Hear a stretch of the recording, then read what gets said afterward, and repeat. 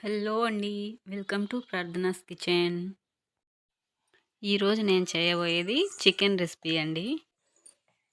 అందరూ ఎక్కువగా ఇష్టపడేది చికెన్ కదండి. అందుకోసం ఇది రుచిగా, టేస్టీగా చేసుకోవాలంటే ఈ రెసిపీ ఒక్కసారి ట్రై చేసి చూడండి. చికెన్ రెసిపీ తయారు చేసుకోవడానికి అందుకోసం నేను అరకిలో చికెన్ తీసుకొని 2 టైమ్స్ వాష్ చేసి పక్కన పెట్టుకున్నానండి. అది ప్రిపేర్ చేయడానికి ప్యాన్ పెట్టుకొని కొద్దిగా ఆయిల్ వేసుకొని ఆయిల్ హీట్ అయిన తర్వాత కొద్దిగా ఆవాలు, జీలకర్ర, 4 ఎండుమిర్చి, కొద్దిగా ఆనియన్స్, కొద్దిగా కరివేపాకు వేసుకొని ఆనియన్స్ బ్రౌన్ కలర్ వచ్చేంత వరకు వేయించుకోవాలి. ఇలా వేయించిన తర్వాత ఇందులో చికెన్ వేసుకొని కలుపుకోవాలి.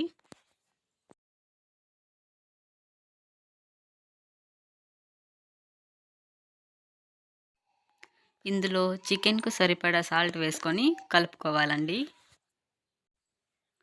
ఇలా కలుపుకున్న తర్వాత స్టవ్ను మీడియం ఫ్లేమ్లో పెట్టుకొని ఒక 10 మినిట్స్ ఉడికించుకోవాలి, వాటర్ వేయకుండా. ఇలా ఉడికించడం వలన చికెన్ స్మెల్ రాకుండా ఉంటుంది. చూడండి, చికెన్ మొత్తం ఇలా ఉడికించుకోవాలి. ఇలా ఉడికించుకున్న చికెన్లోకి మసాలా ప్రిపేర్ చేసుకోవాలి.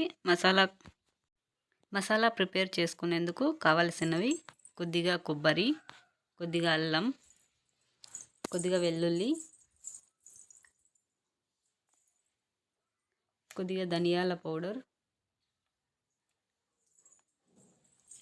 కొద్దిగా పసుపు పొడి, అలాగే టేస్ట్ కోసం 3 పచ్చిమిర్చి, కొద్దిగా కొత్తిమీర, 2 ఆనియన్స్, 2 టమోటాలు,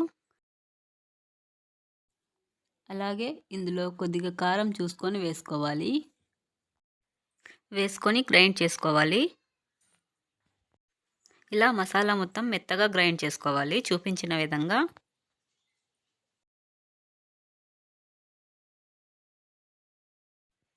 చూడండి, చికెన్ మొత్తం ఇలా వాటర్ వచ్చేంత వరకు ఉడికించుకోవాలి. ఇలా ఉడికించుకున్న చికెన్లోకి ముందుగా ప్రిపేర్ చేసి పెట్టుకున్న మసాలాను వేసుకోవాలి. ఇలా మసాలా వేసిన తర్వాత ఇందులో కొద్దిగా వాటర్ వేసి ఉడికించుకోవాలి. మీకు వాటర్ ఎంత కన్సిస్టెన్సీ కావాలో చూసుకొని వేసుకోవచ్చండి. ఇలా ఈ కన్సిస్టెన్సీ వచ్చే వరకు వాటర్ వేసుకొని ఇందులో కొద్దిగా సాల్ట్ వేసుకొని ఉడికించుకోవాలి. సాల్ట్ కొద్దిగా మాత్రమే వేసుకోవాలండి, ఎందుకంటే ఆల్రెడీ కొద్దిగా చికెన్లోకి సాల్ట్ వేసి ఉడికించింటారు కాబట్టి కొద్దిగా సాల్ట్ వేసుకుంటే సరిపోతుంది.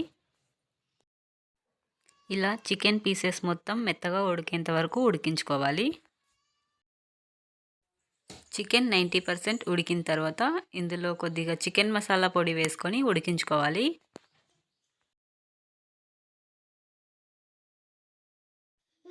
చికెన్లోని ఆయిల్ మొత్తం ఇలా పైకి వచ్చేంత వరకు ఉడికించుకోవాలండి. అంతేనండి, విలేజ్ స్టైల్ చికెన్ రెసిపీ.